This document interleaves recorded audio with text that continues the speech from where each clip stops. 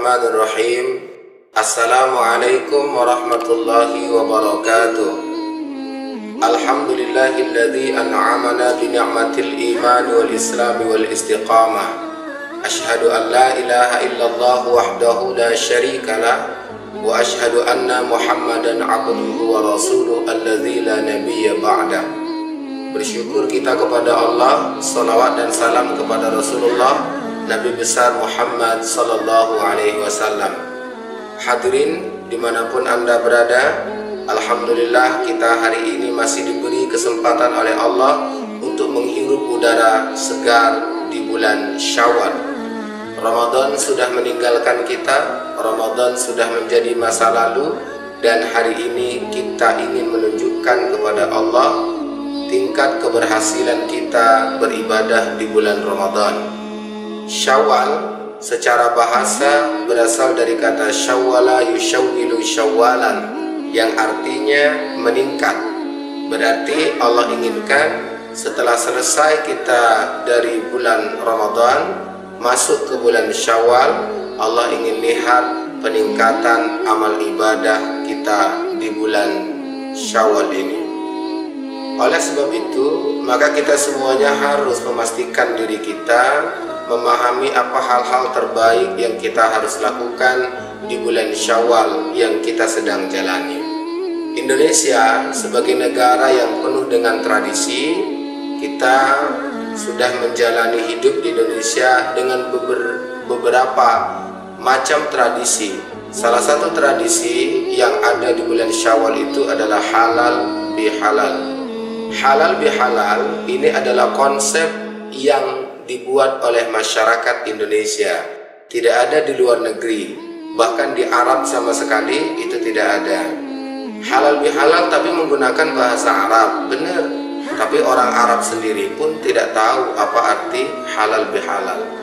Nah, kita sebagai bangsa Indonesia yang punya tradisi, umat Islam Indonesia yang menjalankan tradisi itu, maka kita juga harus memahami halal bihalal itu sebenarnya apa. Memang kalau untuk didefinisikan secara bahasa sulit.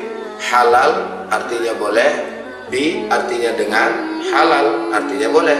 Berarti halal bihalal artinya boleh dengan boleh. Sangat sulit untuk ditangkap oleh kemampuan pikiran kita. Tapi memang kita akan menyebut halal bihalal itu sebagai sebuah kemasan yang punya nilai substansi yang ingin dikejar dalam kaitannya dengan konsep beragama. Sama halnya ketika kita minum air mineral yang dikemas dalam gelas atau dalam botol, kemudian kita melihat beberapa kemasan itu berbeda-beda. Ada yang mereknya Aqua, ada yang Clio, kemudian ada Amos, ada Tari, ada Klinki, dan beberapa nama yang lainnya yang mungkin kita pernah jumpai. Nah, kita tidak perlu memperdebatkan apakah itu mereknya Aqua, Clio, kemudian Klinki, Ainikua, dan seterusnya. Tapi yang jelas substansinya kita tahu bahwa itu adalah kemasan yang di dalamnya isinya adalah air mineral. Begitulah dengan halal bihalal. Kita tidak perlu pusing memperdebatkan halal bihalal secara definitif, tapi kita bisa menerjemahkan halal bihalal itu secara substantif. Artinya apa? Artinya kita bisa melihat apa sih sebenarnya isi dari halal bihalal itu.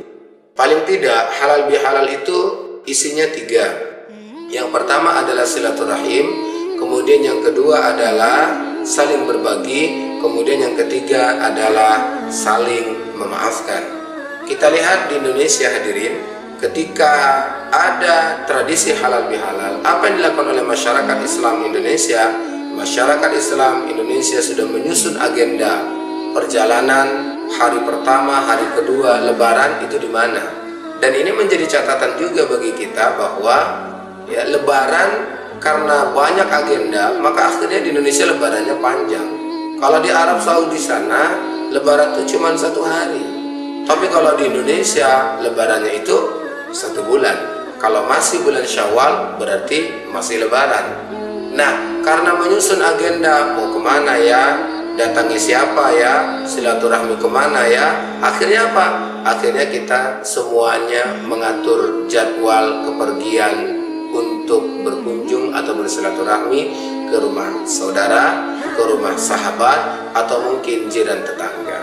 Hadirin yang dirahmati Allah Subhanahu wa taala, silaturahmi ini adalah konsep yang jelas dalam ajaran Islam. Kata Nabi Shallallahu alaihi wasallam dalam hadis muttafaqun alaih, Rasulullah Shallallahu alaihi wasallam bersabda, barang siapa yang ingin dimurahkan rezekinya, dipanjangkan umurnya, maka falyasil rahimah, hubungkanlah tali kasih sayang atau silaturahmi. Maka hadirin yang dirahmati oleh Allah Subhanahu wa taala, dalam kaitan dengan tradisi halal bihalal, isi halal bihalal itu yang paling utama adalah silaturahmi. Yang kedua apa? Saling berbagi. Dari mana kita bisa lihat? Ya lihat saja di Indonesia ketika lebaran bagaimana umat Islam menyambutnya. Ibu-ibu pada sibuk buat kue, ya, kemudian di malam Ramadan sibuk mempersiapkan makanan untuk menyambut yang namanya Syawal atau Hari Raya Idul Fitri. Nah, ini menjadi catatan untuk saling berbagi. Tidak ada yang merasa rugi dengan membuat kue yang banyak. Tidak ada yang pernah merasa rugi dengan apa yang dibuatnya untuk menyambut para tamu dan lain sebagainya. Tapi kenyataan kita membuktikan bahwasanya di setiap kita silaturahim pasti ada kue yang dihidangkan oleh ahli bait. Ini menandakan apa? Sikap saling berbagi itu kelihatan. Yang kedua, dari mana? Dari angpau. Kita lihat umat Islam Indonesia ketika mau lebaran sibuk menukarkan uang pecah. Dari yang mulai 2.000, 5.000, 10.000, dan 20.000. Tujuannya untuk apa? Untuk saling berbagi. Ketika ada tamu yang hadir, ini memang dunianya cenderung dunia anak-anak, tapi itu hal yang sangat lumrah. Ketika kita saling berbagi di bulan Syawal itu ditunjukkan dengan adanya angpau. Dan ini juga menjadi kebiasaan bagi masyarakat Islam Indonesia. Kemudian yang ketiga apa? Yang ketiga saling memaafkan. Saling memaafkan adalah sebuah tradisi. Sebenarnya memaafkan itu kapan saja boleh. Tapi memang kenyataan membuktikan bahwa umat Islam Indonesia mentradisikan saling memaafkan itu adalah ketika selesai Ramadan alias di Hari Raya Idul Fitri. Makanya kita harus melihat bagaimana konteks yang sesungguhnya. Rasulullah mengajarkan ketika di bulan Syawal untuk menyampaikan taqabbalallahu minna wa minkum, barakallahu fikum siyamana wa siyamakum. Kemudian di Indonesia dibuatlah tradisi dengan istilah minal aidin wal faizin, mohon maaf lahir dan batin. Kemudian ada yang mengemas bahasa meminta maaf itu dengan bahasa yang puitis dan lain sebagainya. Ada yang setiap SMS panjangnya luar biasa. Kadang-kadang membosankan orang yang membacanya. Kenapa? Terlalu panjang. Padahal yang meng-SMS bukan dia saja, masih banyak orang lain yang meng-SMS-nya. Ada yang dengan puitis dia mengatakan, ketika tangan tak bisa berjabat, ketika mata tak bisa saling menatap, ketika wajah tidak bisa saling berhadap, kita pun yang menerima SMS bertanya-tanya, sakit apalah kawan ini? Kenapa SMS-nya kayak gini? Dari mana kita ini? Dari bahasanya itu. Ketika tangan tak bisa berjabat, wah ini pasti terkilir tangannya. Ketika mata tidak bisa saling menatap, oh berarti ada rabun dan lain sebagainya. Ketika wajah tak bisa saling berhadap, ini stroke nih kawan nih. Kenapa? Karena itu bahasa-bahasa. Tapi mafhum dipahami oleh banyak orang itu hanya sebatas sebuah kata pengantar. Nah, ada lagi yang singkat. Ada mahasiswa kemudian SMS kepada dosennya, Assalamualaikum Pak. Waalaikumsalam. Muhabbatin ya Pak. Si dosen pun bingung, apalah muhabbatin ini, macam film India pula. Akhirnya dibilang sama mahasiswa itu, muhabbatin itu adalah singkatan kepanjangannya mohon maaf lahir dan batin. Hadirin yang dirahmati oleh Allah Subhanahu wa taala, apapun catatan untuk halal bihalal, yang jelas halal bihalal adalah tradisi yang baik untuk terus dilestarikan. Kenapa? Karena berisi 3 hal yang secara syariat punya dalil.